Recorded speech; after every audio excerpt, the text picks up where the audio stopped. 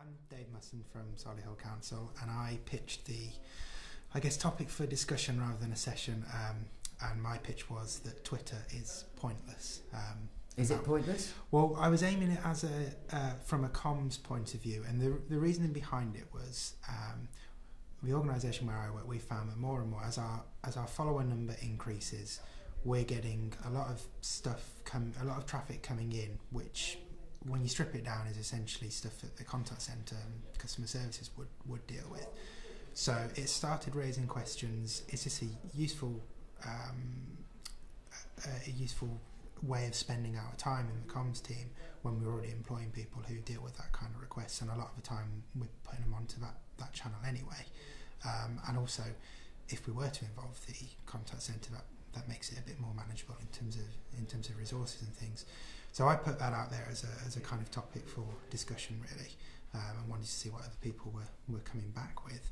And it was quite interesting that there are some organisations who have already started to either share the load with their customer services, or even hand over social media entirely to their side.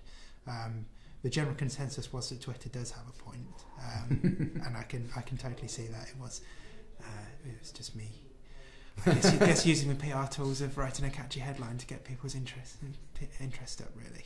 But I think it was certainly a useful topic to talk about, and I think it's interesting that a lot of other people have probably found similar to ourselves that when Twitter first started working for local authorities, it was a comms tool, and it was something that comms teams were perhaps a little guilty of wanting to keep hold of.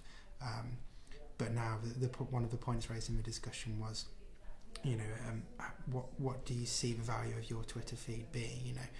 Is it something that you just want the comms team to do, or if senior management want more involvement in it, or other teams want more involvement in it, you need to resource that appropriately.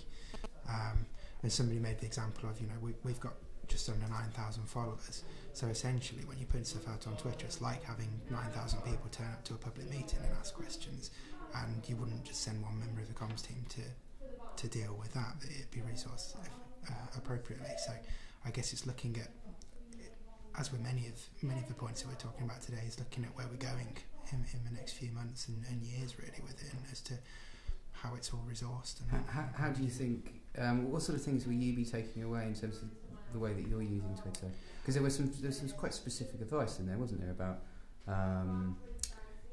how you signpost your Twitter account and how much resource you put into it. Yeah, you're right. I think one of the things somebody did mention was that they, I can't remember where she was from now, but they put on the page of their website that has all their social media accounts, they put a little disclaimer as to how they use each of the accounts. So things like, we won't answer direct questions necessarily, we won't follow you back, and things like that.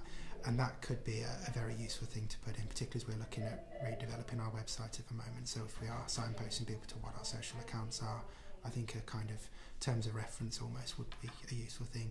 And I think looking at involving the customer services side of things a bit more is going to be a useful way forward, because while we can still use it as a very effective tool to get messages out there, and not just talking in terms of crisis times, so general PR side of things and communicating work with council, that's good for us to do.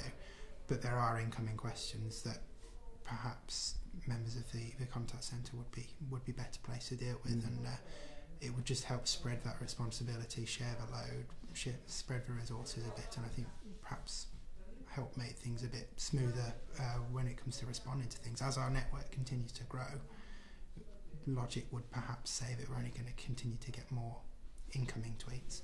So it's just getting the right people trained up to actually deal with